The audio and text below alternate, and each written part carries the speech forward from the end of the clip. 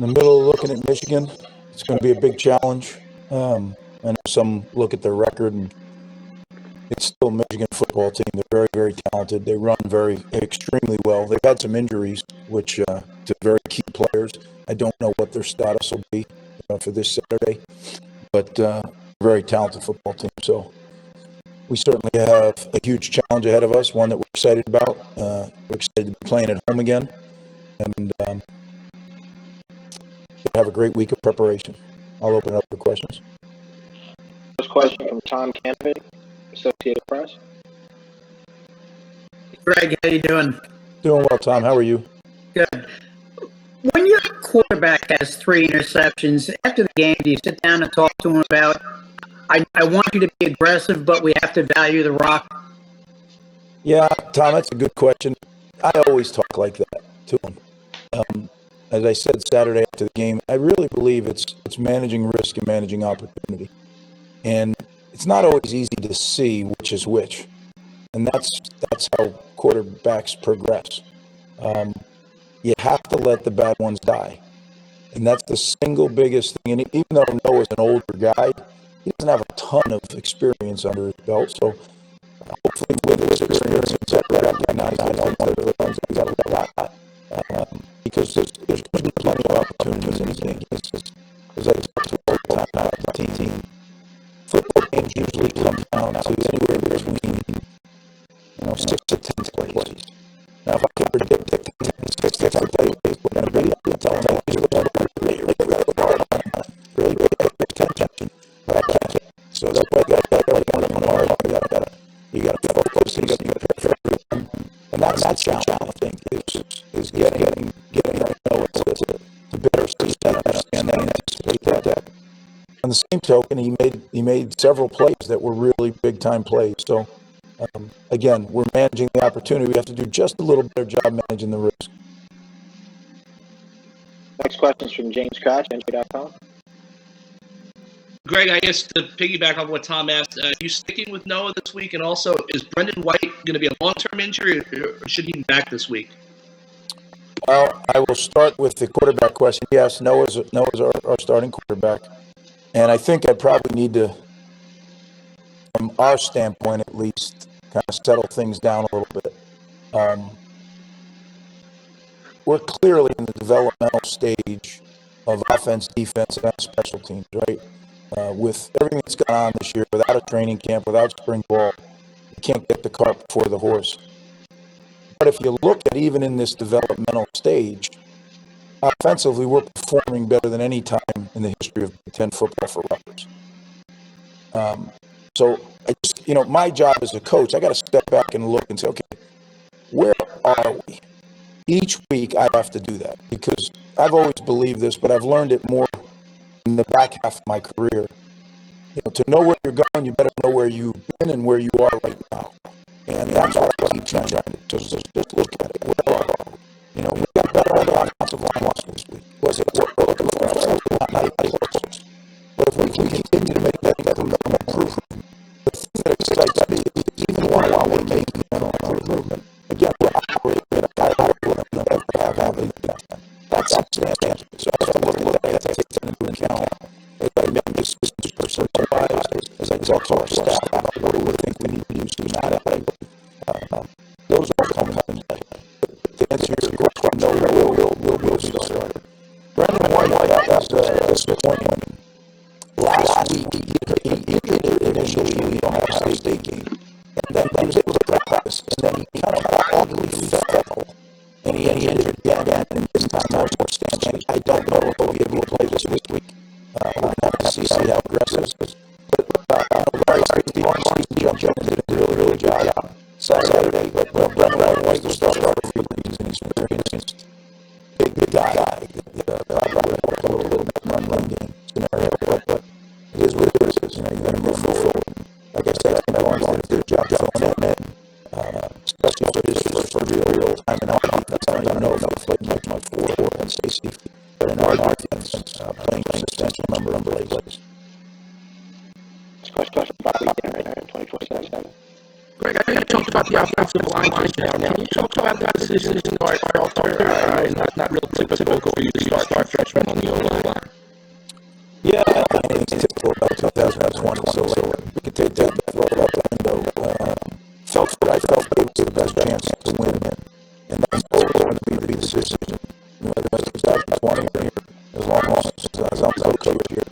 I think you have to look at every week differently. Every week was its own season, and I believe that. And health changes, weather changes, the team you're playing changes. There's so many things that change. And you got to look at it, okay, how are we going to win this week's game? Let's not worry about next week or last week. How are we going to win this week's game? And I really felt like Felter gave us the best chance. So, again, we'll see how it plays out this week. But that's how I felt going into the game on Friday. We'll go to Chris Eisman with Gannett. Greg, you said earlier that you're still sort of evaluating things and kind of trying to figure things out. What can you kind of learn about certain guys and really the team overall with the way that they respond to the game that you just had, whether it's this week in practice and then on Saturday night against Michigan? Well, I think I have a pretty good feel for our team right now. I don't want to make it sound like I think after 2 games I kind of thought I knew what we had, and after 4 games I got a pretty good feel. But I think you're right, Chris, and your question is how are they going to respond to this? This is different. Again, I said we're running out of first. Well, we got another first, right? Illinois left this building and they won the game, so they don't feel like they stole one. But when I watched the video, I said, look, we did our part there, so enough. I don't want to talk about it anymore. How are we going to move forward? How are we going to progress? Because this is another first, right? Severe disappointment in one that got away. Now, how are we going to progress? Are we going to come out and fight our you-know-what's off? Or are we going to let Illinois beat us twice? Because you know what? I've had teams, and I've been a coach, that has let one team beat us twice. We can't let that happen. We won't let that happen. We're going to go out and play the best game we have all year against Michigan, and we're going to need to have an opportunity to compete. Next question is from Steve Politi, NJ.com.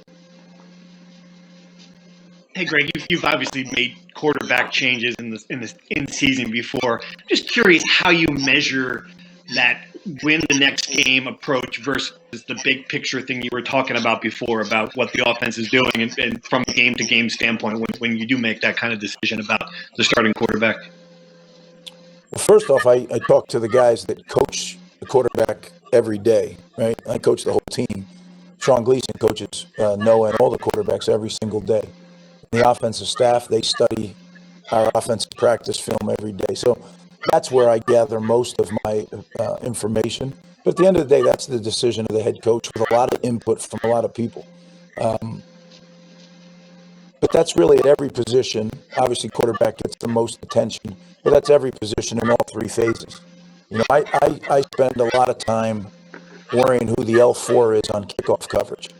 And, some people don't know who the L4 is. But to me, it's very important that we have the right person in each job. Again, quarterback is the most important. So how do you balance it? Well, I think you got to make sure you understand what you're evaluating. Like, okay, what did we just evaluate? When a guy gets hit when he's throwing the ball, is that partly his fault? Maybe if he held it too long. So let's get a time off the video. Okay, we released it in 2.3 seconds. He shouldn't get hit in 3 seconds. We released it in 3.8 seconds. Well, you better have that clock in your head and get rid of the ball. So we really spend a lot of time on Sunday evaluating the previous game. And truth be told, it's Saturday night, it's Sunday morning, it's Sunday afternoon, right? I mean, the older I get, I used to be able to, I don't know what's wrong, I used to be able to go enjoy the night and then get on it the next morning. Now I have to do it then. I probably just get more boring, don't have much going on, I don't know.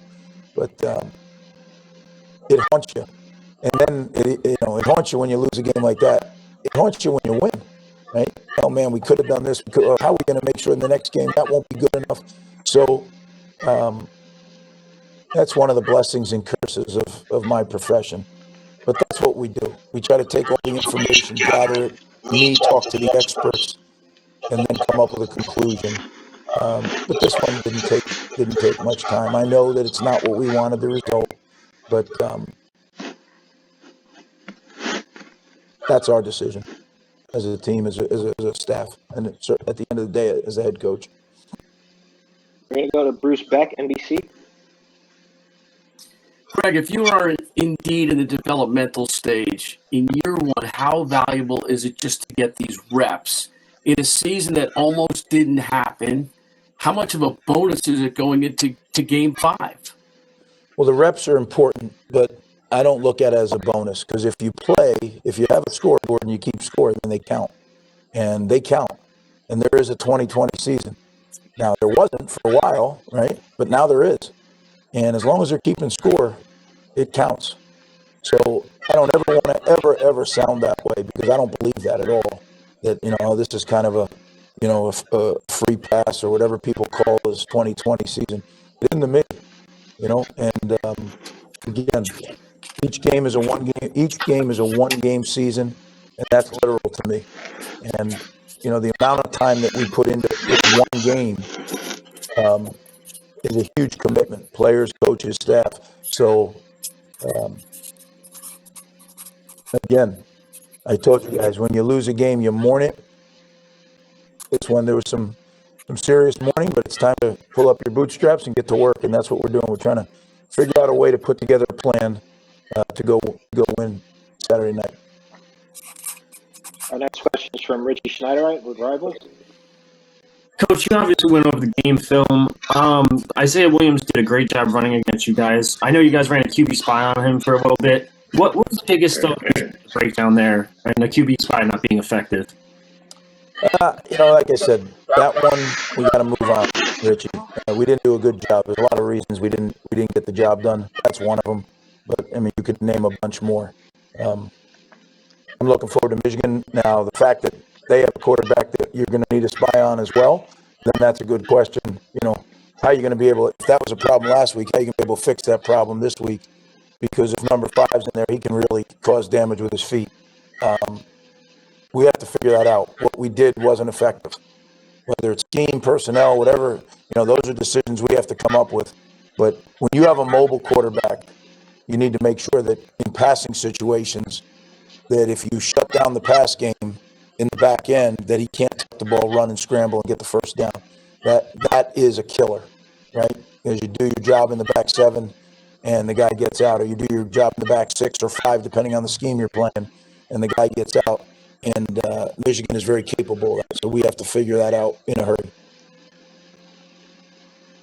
We'll hear Patrick Melmoranen from the Press of Atlantic City. Hey, Coach, how are you? Doing well, Patrick. How are you? I'm fine, thank you. Just want to ask, what is going to be your message for your team this week as you prepare for Michigan? What are you going to be telling your players to focus them and get them ready during practice week to prepare them for this game? Well, every week we give them a plan to win, and we give that to them early in the week. And so the fundamentals of our program never change. Offense, defense, special teams. They don't, those are things that we spend a lot of time in the off season every year tweaking and making sure. This is how we play the game of football. But then, as I said, each game's a one-game season, so we evaluate our opponent, and we come up with some things that are key to victory in all 3 phases. And then we present them to the team, and then we really make that the emphasis in our preparation for the week. So that's how we approach it every week. Now, effort, focus, right, in your preparation, those are the key. Regardless of what the key factors are for victory, you better be locked in. You better have that focus. You better be willing to give effort. Otherwise, all the greatest ideas and greatest summations mean nothing. So at the end of the day, it still comes down to the player's focus and willingness to work hard to get ready to execute the plan. Thank you. Thank you. We'll go to Aaron Brightman on the banks. Hey, Coach. Just wanted to ask about special teams play in terms of coverages, and in terms of how you felt they performed to this point, and then kind of the necessity for needing to produce bigger plays, maybe to help compensate for the development of other units. Well, I thought our coverage was very good actually Saturday. It was 0 return yards in the punt game, which anytime you can do that, you've actually eliminated one phase of special teams, right? So great job by the gunners and great job by our punter, and great job by the protection. In our kickoff coverage, I think they averaged something like 13 and a half yards a return. So if you can do that, if you can drive the ball down there, even inside the 10, right? It's still the 23. It's still better than a touchback. So both our coverage units, I thought, did a good job. As far as overcoming or making something happen with our return game to offset, I don't think that's necessary. I think what we need to do is just do a good job in all four of our core special teams. And then PAT field goal and PAT field goal block are always their own entity. And I think PAT field goal and PAT field goal block are different because the expectation on those plays is to score points. So if you don't score points, you've done something poorly. And if you can, on the other side, block one or force them to miss it, now you've really made hay because the expectation is that they're going to score points. So I really, as you know, I'm very involved with special teams. I think special teams are a critical portion of winning games. It's not a third and a third. People always make that mistake. It's a third of the game. No, it's about 22% of the game. Special teams are. But the difference is in special teams, the amount of real estate that gets traded. Right? That's the big difference. You have guys that are running down a whole football field to basically get into a formation and run a play on kickoff and kickoff return. Right? And then on punt's an organized turnover. It's the only play in football where you know at the beginning of the play you're going to start on offense and you're going to end on defense. So it takes special guys to be able to play on that unit. And then you guys know we love to come after the punter. We love to do return schemes. So, we think that they're all important. We put a high premium on special teams. We spend a lot of time on it. Thus, when we don't perform well in special teams, it's very frustrating because we take time allotment and give to special teams. So when it doesn't work, you sit there and say, well, maybe we should not use that time that way. You can't second guess. You have your philosophy and you got to go with it. My question is with James Crouch. Greg, I think we're at the midpoint now. Road teams are a couple games over 500. I guess, do you think there's something to that or just a fluke? And I'm just curious, is it easier as a home team in terms of the whole 2020, testing and all that stuff, as opposed to being on the road? Do you think that's the home field advantage, that you're in your comfort zone when you go through everything you have to do to play a game? That's a great question, Cratch. And I think there's so many parts to it. Like you said, there's the testing part. Testing has been so standardized by the Big Ten that I don't think there really is a difference home or away. You just got to decide when you're going to do it in your preparation pregame. No doubt, it's more comfortable when you're home. Everything's more comfortable. The hotel, coming here, not having to travel. That's all better, in my opinion. That's part of the home field advantage. I think there's a loss without the fans. There's definitely a loss. I know we miss our fans a great deal. Would I have loved to have our fans up 20-10? Yeah, it would. I think it would have meant a lot. But you know what? Ohio State would have liked to have their fans up 35-3 too. I think Ryan even mentioned it. The team came out of the tunnel and there's no fans and it's Saturday night. And there's truth to what he said. So I think without a doubt, the lack of fans, you can do what you want with all the artificial noise. That human element and that energy that teams get off their home field advantage, I think is real. And the oppression you can sometimes feel. Like I've been in environments where it's so loud that you go up to somebody and you talk in their ear and they can't hear you, right? I mean, that changes the game a little bit. And this is the year that we don't get any of that. We get. It's funny. Somebody told me they're not real into football and they come to games. They say sometimes the crowd noise doesn't match up with the play and it affects how they understand the game because, when the crowd reacts, I better look, something's happening. Sometimes the crowd noise is a little delayed or it's a little sometimes inappropriate, right? Like guys cheering and it really wasn't that great a play to cheer so loud, but I think when you're, it's definitely weird, but what isn't weird about 2020? But that's what adds, if you can find a way to better navigate through it, I think you can find a competitive advantage, and that's what we're trying to do. Thank you, Coach. All right, guys. Thanks. Have a great week.